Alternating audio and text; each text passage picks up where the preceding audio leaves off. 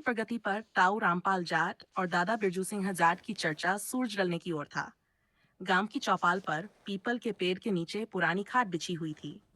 उसी खाट पर बैठे थे ताऊ रामपाल जाट और दादा बिरजू सिंह जाट। दोनों उम्र में बड़े थे, अनुभव में और भी बड़े। सफेद धोती कुर्ता, सिर पर साफा और हाथ में हुक्का, उनकी पहचान ही यही थी। हुक्के के कश के साथ ताऊ रामपाल ने गहरी सांस ली और बोले, दादा बिरजू, आजकल मन बड़ा भारी रहता है।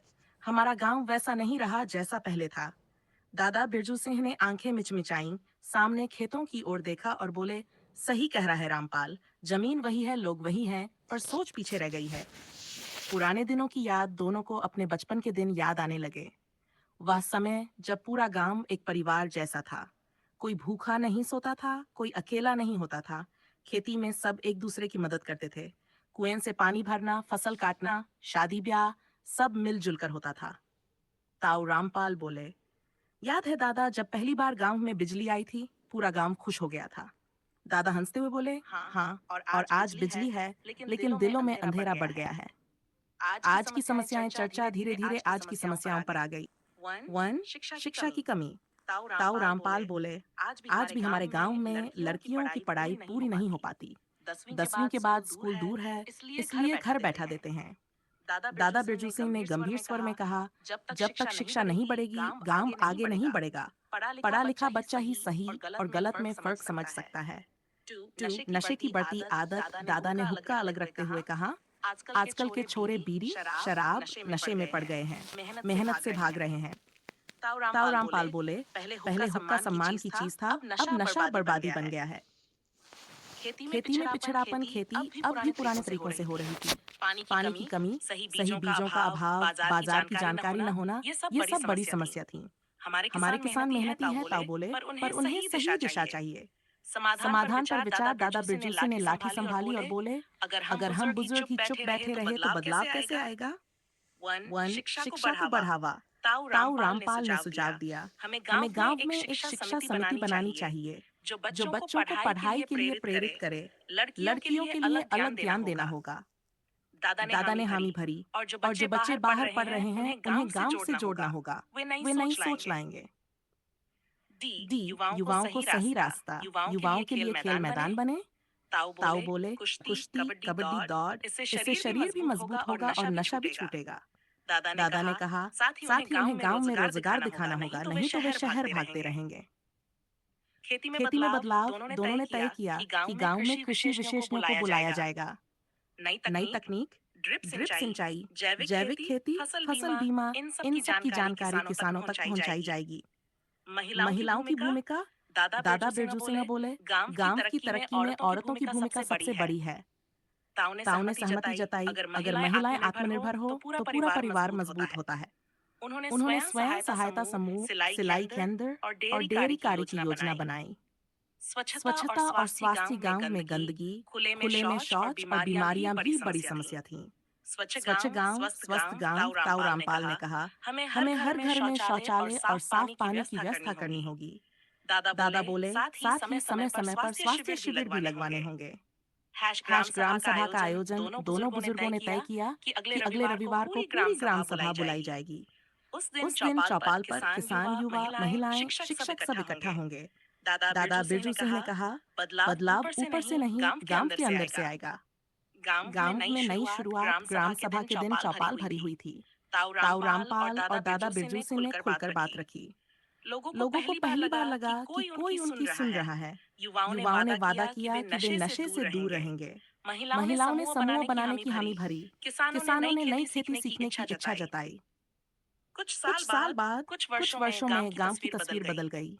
स्कूल में बच्चों की संख्या बढ़ी, लड़कियां कॉलेज जाने लगीं, खेती से आमदनी बढ़ी, गांव साफ सुथरा हो गया। शहर से लोग गांव देखने आने लगे।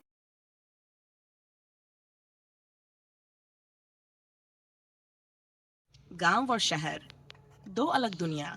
भारत की मिट्टी में बसता है गांव और कंक्रीट की इमारतों में सांस लेता है शहर। दोनों एक ही देश का हिस्सा हैं, लेकिन इनकी जिंदगी, सोच, रहन सहन और रिश्तों की परिभाषा बिल्कुल अलग है। ये कहानी है रामू की, जो गांव में जन्मा, पला बड़ा और फिर पढ़ाई व नौकरी के लिए शहर चला गया। उसी के अनुभवों के जरिए गांव और शहर की असली तस्वीर सामने आती है। गांव की सुबह रामू का गांव था, हरियाली से भरा, कच्चे पक्के रास्तों वाला, जहां सुबह सूरज से पहले ही जिंदगी जाग जाती थी। मुर्गे की बांग, गायों की घंटियां और कुएं से पानी भरती औरतों की आवाजें, यही गांव की सुबह थी। रामू की माँ चूल्हे पर रोटियां सेंकती, पिता खेतों की ओर निकल पड़ते। पड़ोसी बिना बुलाए घर आ जाते, राम राम कहकर। गांव में दरवाजे कम और दिल ज्यादा खुले होते हैं। गांव में रिश्ते खून से नहीं, दिल से बनते हैं। कोई बीमार हो जाए तो पूरा गांव हाल पूछने पहुंच जाता है। शादी हो या मातम, सब मिलकर निभाते हैं। गांव में जीवन कठिन जरूर है, लेकिन सच्चा है। यहाँ लोग कम कमाते हैं पर चैन से जीते हैं। खेतों में मेहनत, मौसम पर निर्भरता, बारिश का इंतजार, सब कुछ प्रकृति के साथ जुड़ा होता है। गांव का किसान धरती को मां मानता है। उसके हाथों में मिट्टी की खुशबू होती है। बच्चे स्कूल के बाद खेतों में खेलते हैं, तालाब में तैरते हैं, पेड़ों पर चढ़ते हैं। मोबाइल कम, दोस्त ज्यादा। शाम को चौपाल पर बुजुर्ग हुक्का पीते हुए गांव की बातें करते हैं। पुराने किस्से, नई चिंताएं और आने वाले कल की उम्मीदें। रामू का सपना, रामू पढ़ाई में होशियार था। गांव के मास्टर जी कहते थे, इस लड़के को शहर भेजो, कुछ बनेगा।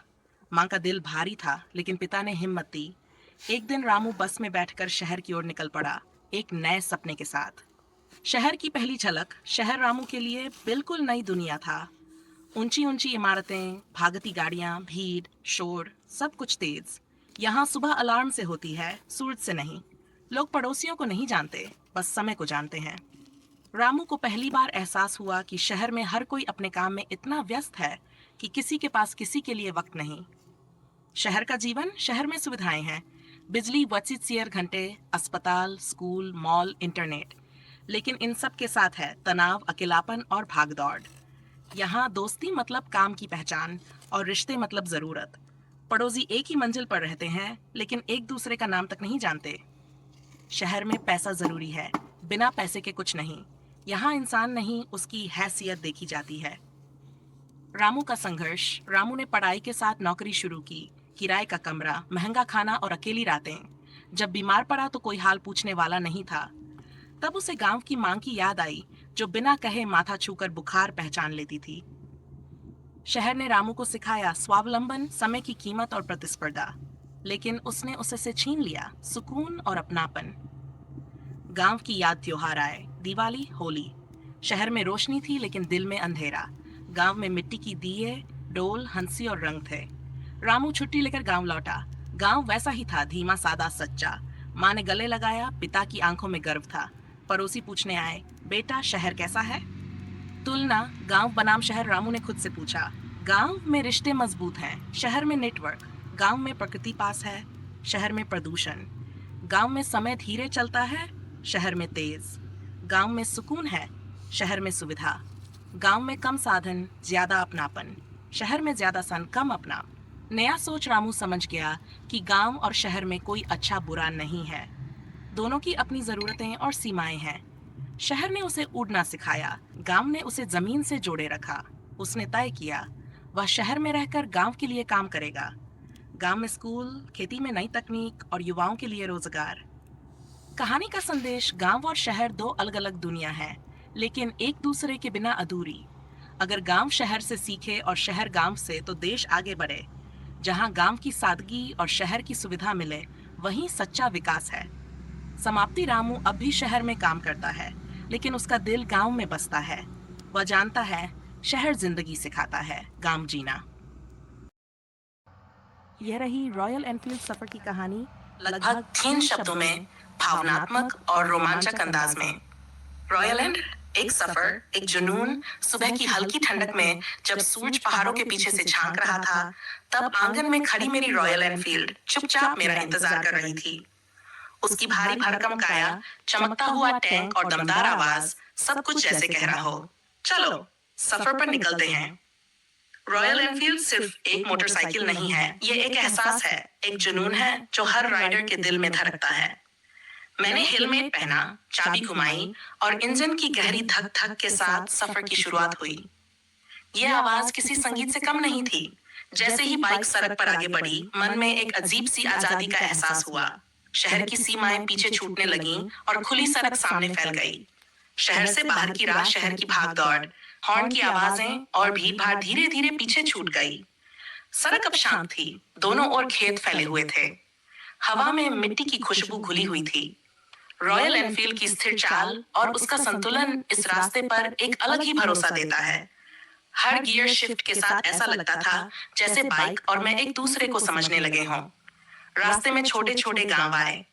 कहीं बच्चे सड़क किनारे खेल रहे थे, तो कहीं बूढ़े पीपल के पेड़ के नीचे बैठे हुक्का गुड़गुड़ा रहे थे। जब मैं गुजरता, तो कुछ लोग मुस्कुराकर देखते, कुछ हाथ हिलाते। रॉयल एनफील्ड का रुतबा हर जगह महसूस होता है। ये बाइक लोगों को जोड़ती है। पहाड़ों की ओर जैसे जैसे रास्ता पहाड़ियों की ओर मुड़ा, हवा ठंडी होती गई। घुमावदार सड़कें, गहरी खाइयां और ऊपर चढ़ते मोड़, ये सब राइड को और रोमांचक बना रहे थे। रॉयल एनफील्ड की मजबूत पकड़ और ताकत यहाँ साफ महसूस होती है। हर मोड़ पर दिल थोड़ा तेज धड़कता, लेकिन डर से ज्यादा उत्साह होता। एक जगह मैंने बाइक रोकी। सामने दूर तक फैली पहाड़ियां, नीचे बहती नदी और ऊपर खुला आसमान, सब कुछ बेहद सुंदर था। मैंने हेलमेट उतारा और गहरी सांस ली।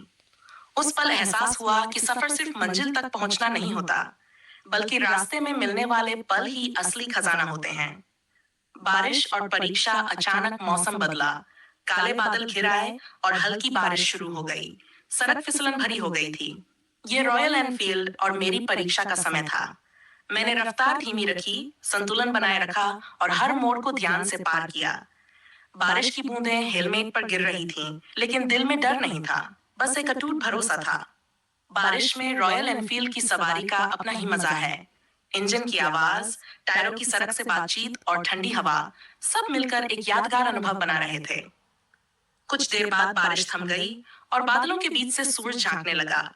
सड़क पर पानी चमक रहा था, जैसे कांच बिछा हो। अनजान लोगों से मुलाकात रास्ते में एक ढाबे पर रुका। वहां कुछ और राइडर्स भी थे, सभी अपनी अपनी रॉयल एनफील्ड के साथ। किसी के पास क्लासिक थी, किसी के पास बुलेट, तो किसी के पास हिमालयन। चाय की चुस्कियों के साथ बातें शुरू हुई, सफर की, रास्तों की, बाइक की। अनजान लोग कुछ ही मिनटों में दोस्त बन गए। यही तो राइडिंग की खूबसूरती है, ये लोगों को जोड़ती है। एक बुजुर्ग ढाबे वाले ने मुस्कुराते हुए कहा, बेटा, ये बाइक नहीं, शेर है। उसकी बात सुनकर सब हंस पड़े, लेकिन दिल से मान गए। रॉयल एनफील्ड वाकई शेर जैसी ही है, शांत, मजबूत और भरोसेमंद। मंजिल और आत्मचिंतन शाम होते होते मैं अपनी मंजिल के करीब पहुंच गया। पहाड़ों के बीच एक छोटा सा कस्बा, जहां रात रुकने का इंतजाम था। जब मैंने बाइक बंद की, तो कुछ पल तक उसकी धक धक कानों में गूंजती रही। थकान थी, लेकिन मन पूरी तरह संतुष्ट था। उस रात तारों भरे आसमान के नीचे बैठकर मैंने सोचा, यह सफर मुझे क्या सिखा गया। मैंने जाना कि जिंदगी भी एक लंबा सफर है। कभी रास्ते आसान होते हैं, कभी मुश्किल, कभी धूप होती है, कभी बारिश। लेकिन अगर आपके पास सही साथी हो, जैसे इस सफर में मेरी रॉयल एनफील्ड, तो हर मुश्किल आसान लगने लगती है। सफर जो खत्म नहीं होता। अगली सुबह जब मैं वापस लौटने की तैयारी कर रहा था, तो दिल में एक अजीब सी कसक थी। सफर खत्म हो रहा था, लेकिन यादें हमेशा के लिए साथ रहने वाली थीं। रॉयल एनफील्ड की सीट पर बैठते ही लगा जैसे ये बाइक मुझसे कह रही हो, ये आखिरी सफर नहीं है। रॉयल एनफील्ड पर किया गया हर सफर हमें हमारे अंदर की आवाज से मिलवाता है। ये हमें सिखाता है कि रुकना नहीं है, चलते रहना है। क्योंकि असली मजा मंजिल में नहीं, बल्कि उस रास्ते में है जिसे हम दिल से जीते हैं। और यही वजह है कि रॉयल एनफील्ड सिर्फ एक बाइक नहीं, बल्कि हर राइडर की कहानी का अहम हिस्सा बन जाती है।